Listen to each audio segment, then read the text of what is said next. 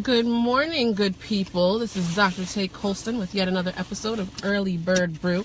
I am so sorry for the delay. Little people have their own schedules, apparently. So yes, I hope that all of you are doing well. We haven't seen each other in about a week. Good morning, Mommy. We haven't seen each other in about a week. I hope that all is well. I hope you enjoyed your weekend. So the art of relationships. Let's just dive right in. The art of relationships. So last week we dealt with the A. I chose the word art for a reason because the first week we went into 3 A's of relationships, and this week we're going to dive into 3 R's. Three R's. So I'm going to start with one that is very important. And like I said, this is not just about romantic relationships, but this is about relationships across the board. Relationships at work, relationships in your family, and yes, of course, romantic relationships as well.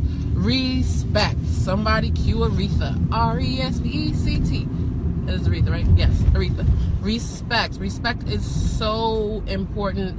It's almost an umbrella term because there are so many things that if you have respect for the person in the other person in the relationship, then all of those other things will kind of come once respect is established. But you want to make sure that you respect the other party. Yes, Mommy, I'm being careful. You want to make sure that the other party, you respect where the other party is coming from, respect their points of view, their opinions, their outlooks, their motivations. You want to make sure that you respect that. You might not always agree, but you want to respect their stance and respect what they are bringing to the table. And that's a term that I used last week as well. Good morning, Kim. Love you, sis. And I saw that you're writing that book. So excited. I'm so proud of you. Keep going, sis. So respect. Respect is of utmost importance because if you don't respect someone, then how are you going to be able to interact with them? If you don't respect their points of view, how are you going to have a fulfilling conversation with them? So that's the first R. The second R is regulation. What does that mean? Are you talking about laws and rules? And no. Regulating yourself. If you are unable, or you have difficulty rather, in regulating yourself, then how are you going to be able to effectively engage in a relationship? What do I mean by regulating yourself? Mostly emotions. Some of us, and I'll admit that I am sometimes one of those people where it's just like when we're in our feelings, as they say, when we're in our feelings, we just go off to the races and we say what we want and we do what we want, and it's all on impulse. And it's those things that we say, those things that we do when we are being impulsive that can really cause a rupture in a relationship.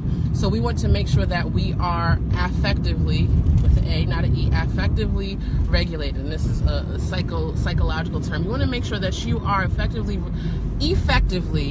regulating your affect. Effectively regulating your affect. Because if you can control your temper and control your anxiety, not so much for the other person, but so that you are in a better place and you are therefore able to interact with the other person, that will probably save you from a lot of disagreements or kind of lower the intensity of the disagreements that you might be having with the other party. So we have respect, we have regulation, and another one that I think is very important, of course I think all of them are important, but another one is resilience. Resilience. You have to be strong. You have to be strong in relationships, and again, this is not just for romantic relationships, but you have to have what they call a stick-to-itiveness. Like, relationships are difficult. They're work. They take work. They are difficult to maintain, and sometimes things are going to happen, and a friend might say something that you don't like, and I've been that friend on a number of occasions. I've also been the friend who was super sensitive and took offense to something that wasn't even meant to be offensive. If the relationship means something to you, if it's worth saving, then you have to be resilient. You have to have thick skin. because things are going to happen, and just because these things happen doesn't mean that it means the relationship should be over. That means that it's something that maybe you and the other person need to talk about and talk through, and oh, well, I didn't see it from that perspective, and oh, well, I didn't see it from your perspective. Now we've gained a better understanding and reached a deeper level of friendship or love or whatever applies in that particular relationship. There's a quote that I love. I think I read it when I was an undergrad, by Deborah Tannen. She's a psychologist, I believe. And she said that relationships move to a deeper level, and I'm paraphrasing, relationships move to a deeper level when conflict arises and is resolved. Deborah Tannen, Tannen, if you want to look that up. And it's so important, because if you're resilient and you have the mind that, okay, regardless of what we're going through, or the difficulty that we're having, I'm going to hang in there and I'm going to make it past this conflict, or I'm going to make it past this tough point, and I'm going to make it past whatever we're going through, then you will probably end up on the other side of that situation having a stronger bond with that person.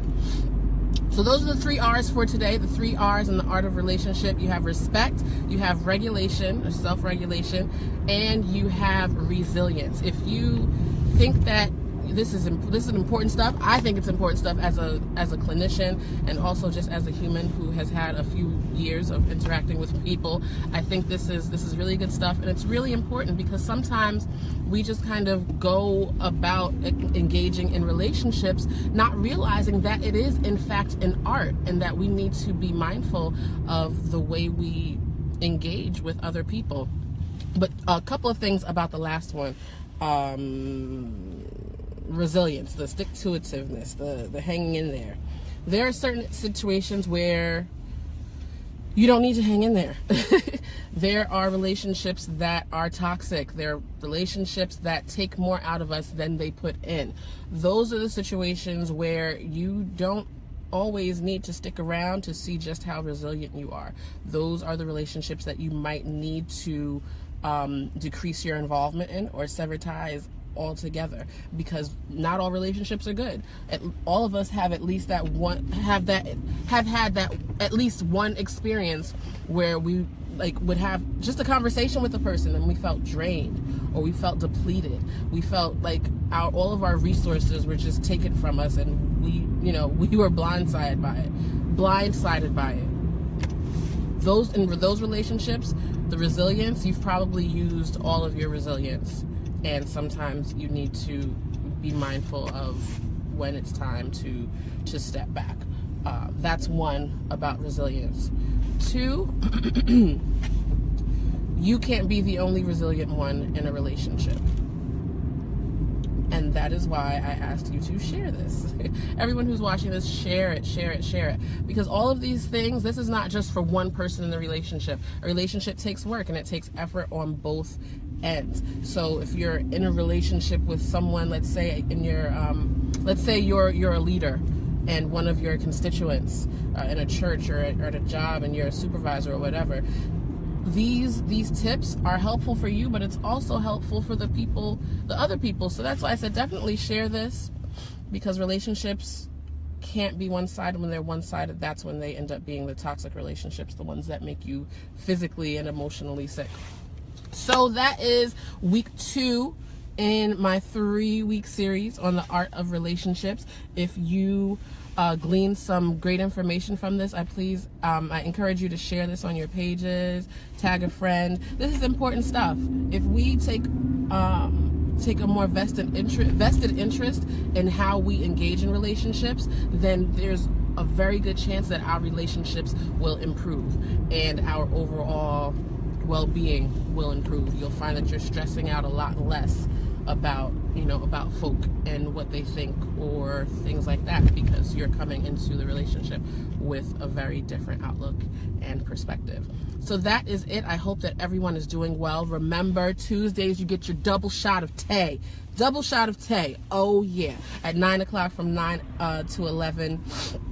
I'm a co-host, as many of you know, on the Rise Up Worldwide radio show. Tune in, go to tinyurl.com/Rise Up Worldwide.